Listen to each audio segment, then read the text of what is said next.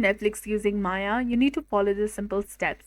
Go ahead and first download the Maya application on your mobile device. Now go ahead and load funds. Add money to your Maya wallet at the Maya loadout center like 7-Eleven Click, Touch Pay, or SMS Business Center.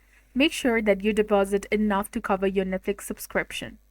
And in the Maya app, you can go ahead and tap on View Card to see your virtual card number, expiration date, and security code CVV. Go to the Netflix website or app and then sign up for the subscription. When you get the payment section, choose the credit card or debit card option. Enter your Maya virtual card details like card number, expiration date, and security code.